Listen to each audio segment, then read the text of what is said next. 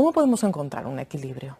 Los seres humanos tendemos a ser muy arrogantes, muy prepotentes. Creemos que con nuestra tecnología y nuestra ciencia podemos dominarlo todo.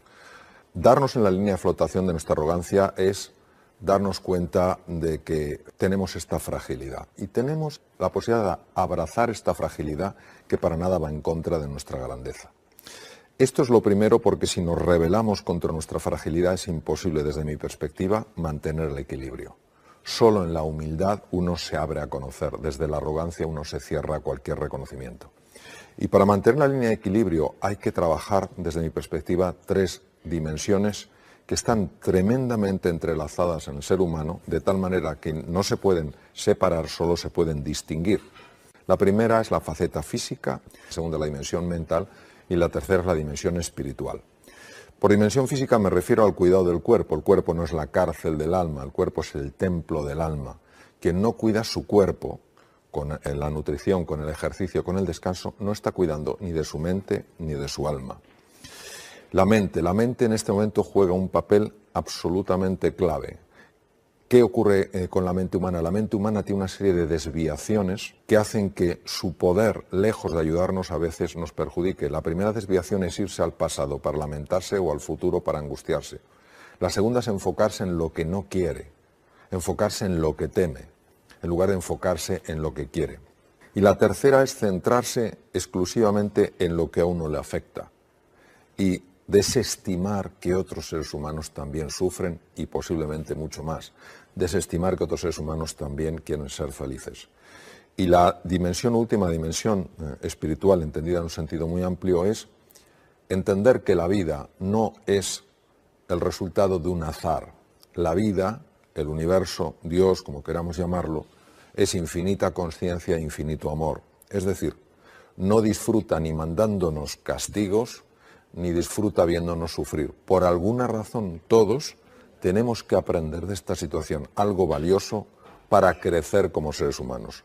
Y el trabajo del alma es un trabajo sobre todo de relación. Es buscar el encuentro con los demás. Es buscar no lo que nos separa, sino lo que nos une. Y luego también saber expresar gratitud. El simple hecho de que muchas personas podamos ver, oír, hablar, tener algo que llevarnos a la boca, tener un techo, es suficiente para agradecer. Cuando nosotros trabajamos esto es mucho más difícil que se nos saque del equilibrio. Y es mucho más fácil cuando algo nos saca, reconocer si nos ha sacado porque no hemos movido el cuerpo, nos ha sacado porque estamos pensando en el pasado o en el futuro, o nos ha sacado porque somos incapaces de agradecer nada a la vida. Y al caer en la cuenta de eso, podemos volver al eje sencillamente recuperando eso que no hemos utilizado en el cuidado del cuerpo, de la mente o del alma. El simple agradecer, tener a alguien, aunque sea en la distancia, que a ti te importa y tú le importas, yo creo que en estos momentos es fundamental. El ser humano es un ser de encuentro, nos necesitamos enormemente unos a otros. Hay personas que piensan que solos llegan antes, se les olvida que juntos se llega más lejos, ¿no? Entonces, la vida es un maratón, no es una carrera de velocidad, y entender la importancia de la relación es esencial, porque además hay estudios espectaculares que muestran clarísimamente que la relación humana tiene la capacidad de afectar a la longevidad, llega a impactar a nivel genético. Es decir, estamos hablando de algo tremendamente importante. Entonces, yo creo que saber agradecer que somos seres en relación, que hay personas a las que importamos y personas que nos importan, es un elemento muy importante para sobrellevar cualquier situación, por compleja que sea. Que un ser humano reconozca que siente miedo no le convierte en una persona cobarde, le convierte en una persona valiente. Porque solo las personas valientes saben reconocer sentimientos tan difíciles de reconocer como el miedo. Que una persona sienta tristeza, exactamente igual. Lo que ocurre es que nuestra sociedad es muy analfabeta emocionalmente.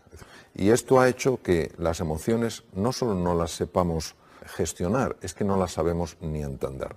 Entonces, lo primero es reconocer que uno está sintiendo estas emociones y que es normal, es un ser humano. En segundo lugar, saber que esas emociones no tienen por qué atrapar a la persona. Es decir, uno puede sentir miedo y no tiene por qué vivir asustado. Uno puede sentir tristeza y no tiene por qué vivir triste. Es la diferencia entre un sentimiento y un estado afectivo. El sentimiento es algo puntual, puede durar un tiempo, el estado afectivo se prolonga en el tiempo como una forma de ser. Entonces, cuando uno reconoce su miedo, cuando uno reconoce su tristeza, sí la puede gestionar, porque puede, en lugar de rechazarlo, atravesarlo, trascenderlo, ir más allá de ello. Lógicamente pide por nosotros, lo mismo que cuando aprendimos las letras del alfabeto, pide por nosotros un entrenamiento en este mundo afectivo en el que muchas veces hemos tenido tan poca formación.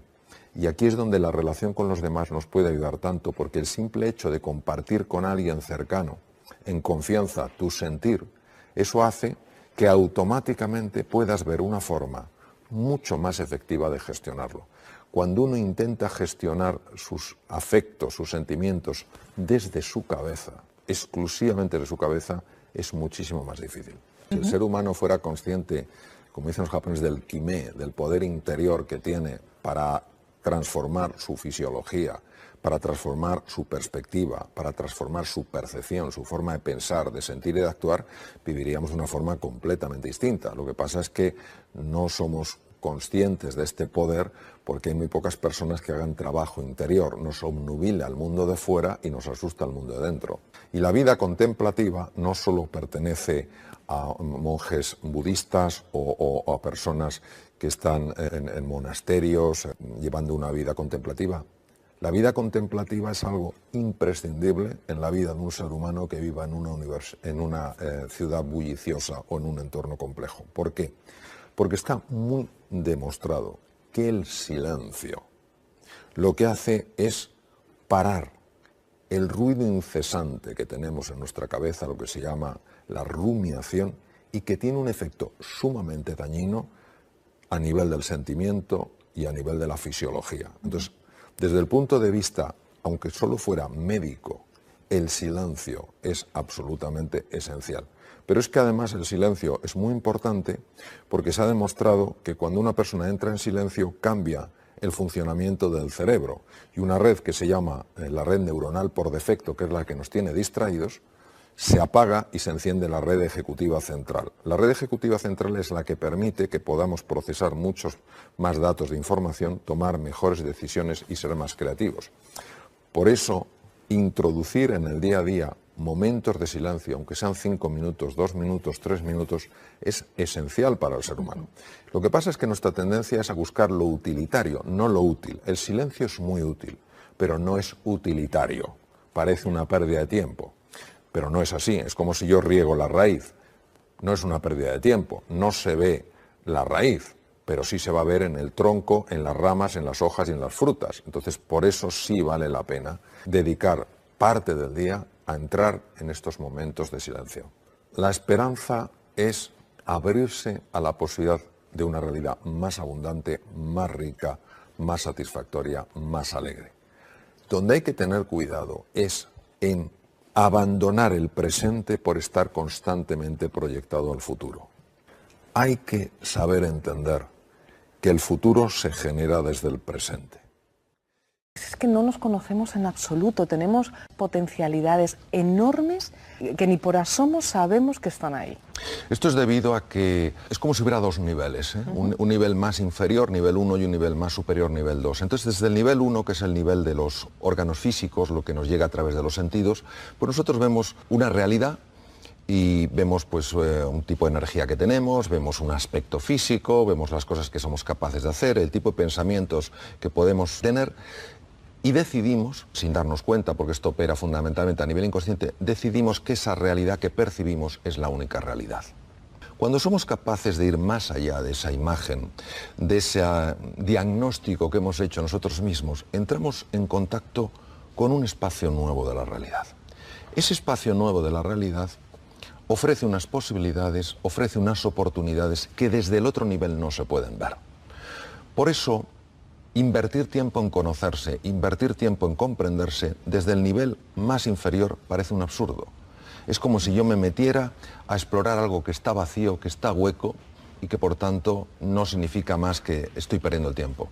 Cuando uno se abre a la posibilidad de que se es mucho más de lo que se ve, que se es mucho más de lo que uno piensa que es, y con humildad, con capacidad de asombro y desde una espera confiada y paciente, se abre a lo que a mí me gusta llamar el misterio, empieza a tener una serie de intuiciones, una serie de reflexiones profundas que le ayudan a ver dimensiones diferentes de la realidad.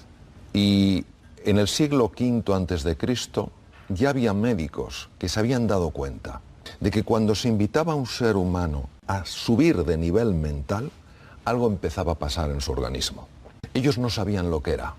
Sabían que había gente que se curaba, pero sí se daban cuenta de que estaban cambiando su esquema mental, es decir, de ver una enfermedad absolutamente insoluble, de sentirse como personas desahuciadas, a empezar a intuir que había cosas, talentos, recursos, capacidades que no habían aflorado. Ellos en aquel momento le llamaron el arte médico, el arte de curar a través de la palabra.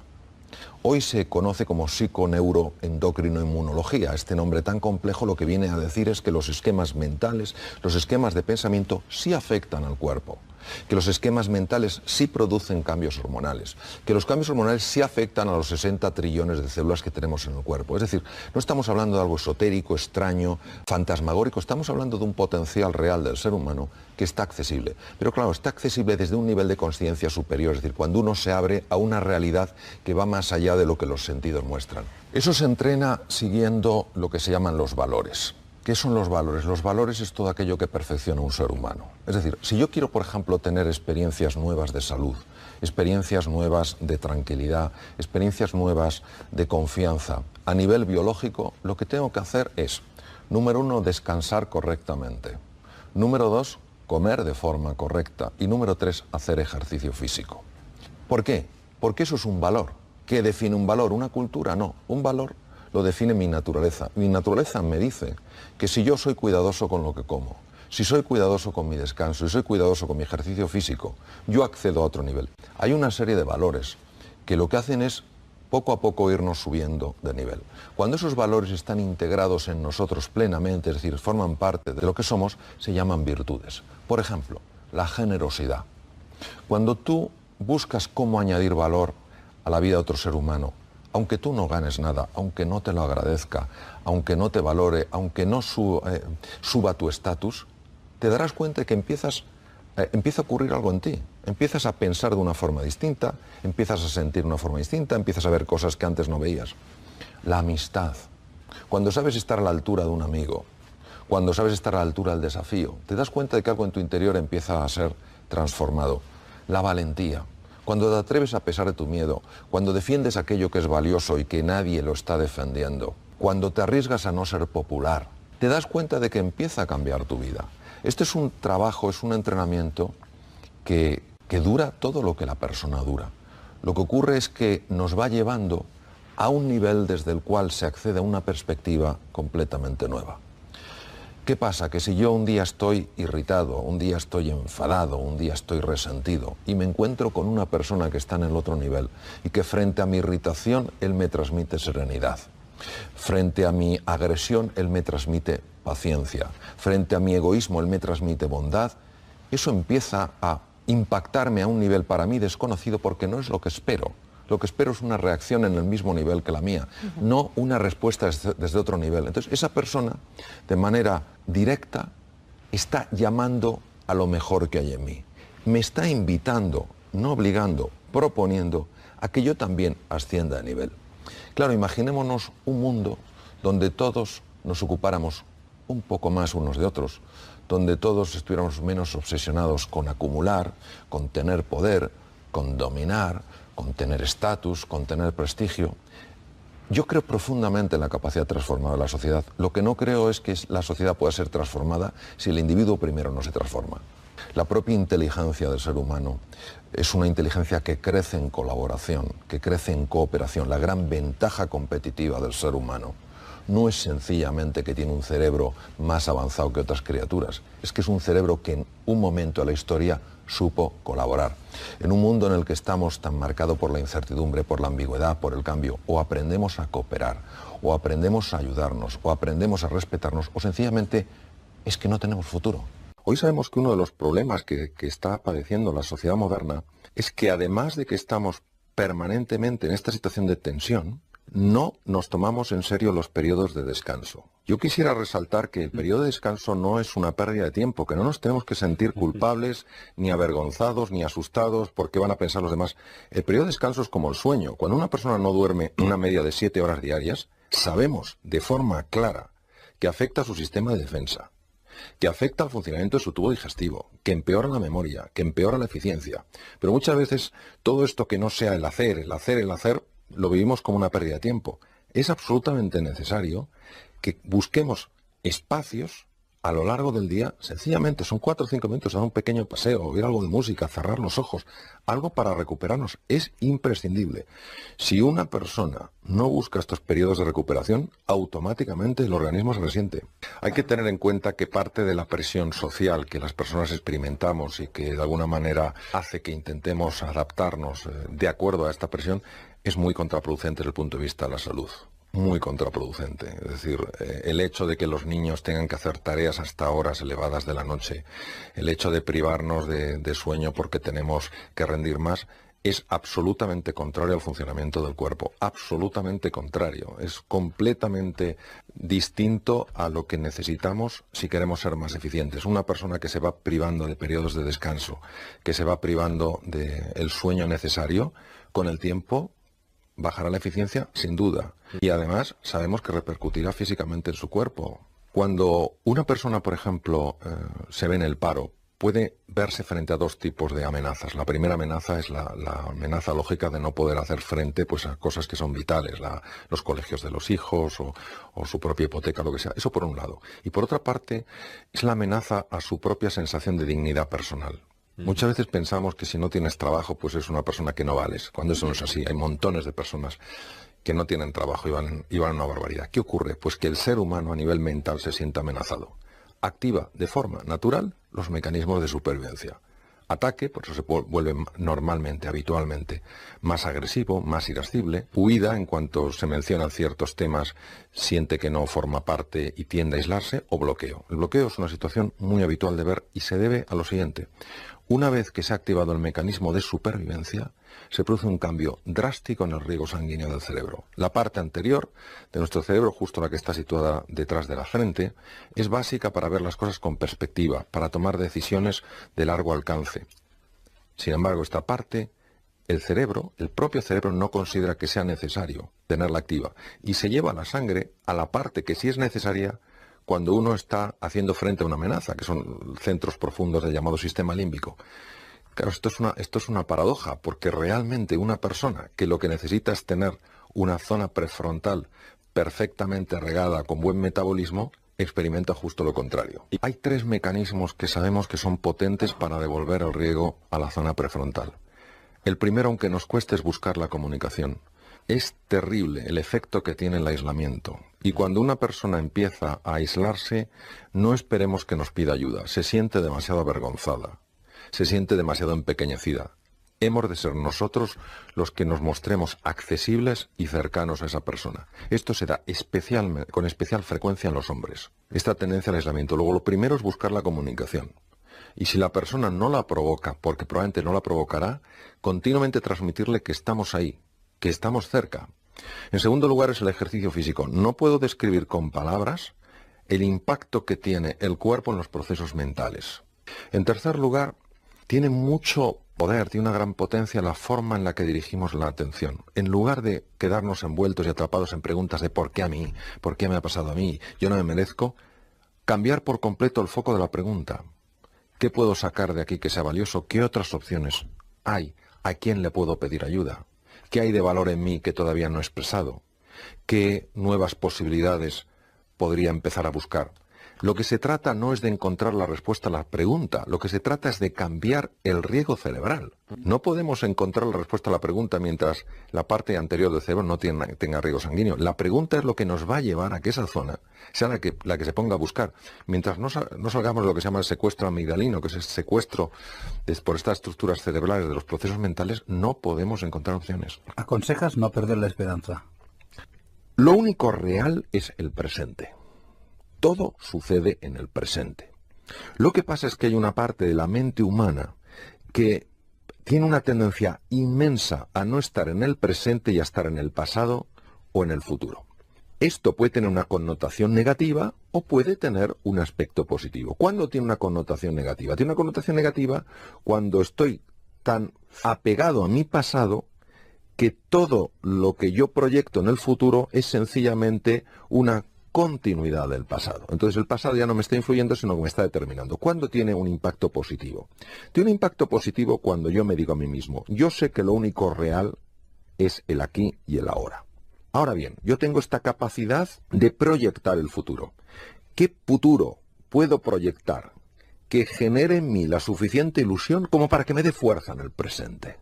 Este es el uso precioso, magnífico, enormemente posibilitador de la imaginación. Es decir, crear una realidad en el futuro que empiece a moverme ya en el presente.